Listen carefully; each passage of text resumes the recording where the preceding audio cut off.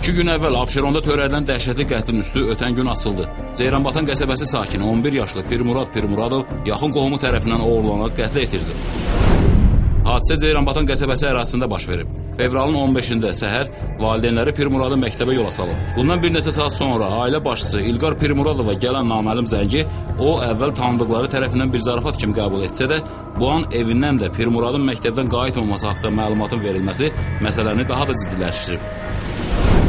Ayın 15-i axşam 18:16-da mobil telefona zəng gəldi. Sonra dedi ki, bəs oğlunuz məndədir, hansısa məbləğ lazımdır.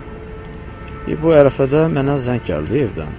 Evdəki nömrəni görəndə fikirləşdim ki, bu nəsə oxşar üst-üstə düşüb. İstədim ki, bunu keçirim gözləmə rejiminə, evdəkindən cavab alın. O ərəfədə söndü telefon.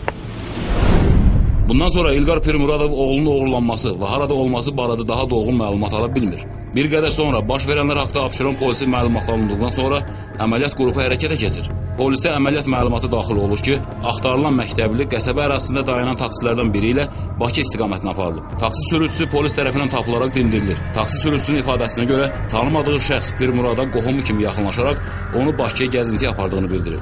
Bu adla da onu avtomobilə oturdub. Qeyd edək ki, taksi sürücüsünün bütün bu açıqlamaları zərərçəkənin yaşadığı evin həyətində olub. Elə bu vaxt ailənin yaxın qohumu Ceyranbatan qəsəbə sakini Mansur Zülfüqarovun uşağın yoxa çıxmasını eşidib qohumlarını təskinlik vermək üçün həyətdə görünməsi bütün şübhələri alt-üst edir. Taksi sürücüsü Mansuru görüncə azyaşlının da məhz həmin şəxs tərəfindən aparılmasını deyir. Gəlib sahib vəkilinə danışanda elə bizim həyətdə olub. Belə danışım elə üst-üstə düşdü ki, həmin vəhşi dediyim oğlan gəldi elə həyətdən keçib bizə gələsi oldu. Elə bunu taksi şoför sürücüsü göstərdi ki, bəs baba oğlandır. O oğlan deyən kimi elə bölmə işçilər hamısı qalxdılar bizə. Elə evdə də yaxaladılar. Ondan apardılar bölməyə. Mansur Zülfüqarov şübhəli şəxs qismində polisə aparıldıqdan sonra ilk öncə o baş verənlər haqda heç bir məlumatının olmamasını desə də bir qədər sonra hər şeyə etiraf edir. Onu da qeyd edək ki, Mansur Pirmuradın əmisinin qaynıdır.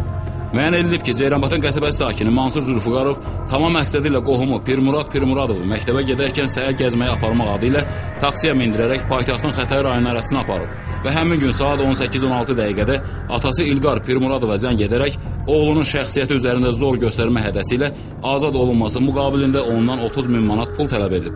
İstintaqla müəyyən edilib ki, Mansur Zülfüqarov ifşa olunmasından ehtiyat edərək Pirmurad Pirmuradovu Bakı metropolitenin 20 yanvar stansiyası yaxınlığında yerləşən yeni tikiliyə aparıb, orada aşkar sürətdə, köməksiz vəziyyətdə olan azyaşlının kapron materialdan olan xamlıq iplə boğaraq qəsdən öldürüb.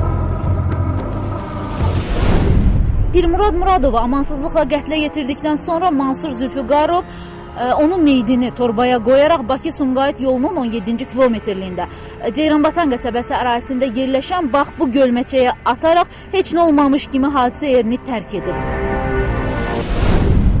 Pirmurad Pirmuradovun meyidi aşkar edilərək meyidə və hadisə yerinə baxış keçirilib.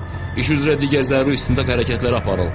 Mansur Zülfüqarov Cinayət Məcəlləsinin 120.2.5 tamam məqsədi ilə qəsdən adam öldürmə, 120.2.9 təqsirkar şəxs üçün aşkar sürətdə köməksiz vəziyyətdə olan adamı qəsdən öldürmə və 144.3-cü, 180.3.2 hədə-qorxu ilə tələb etmə maddaları ilə təqsirləndirilən şəxs qismində cəlb olunaraq ona həmin maddalərdə nəzərdə tutulan ittihamlar elan edilib. Hazırda cinayətin Mansur Zülfüqarov tərəfindən tək və ya başqa şəxslərlə birlikdə törədilməsi, eyni zamanda iş üçün əhəmiyyət kəsb edən digər xüsusiyyətlərin araşdırılması istiqamətində intensiv istintaq hərəkətləri və əməliyyat axtarış tədbirləri davam etdirilir.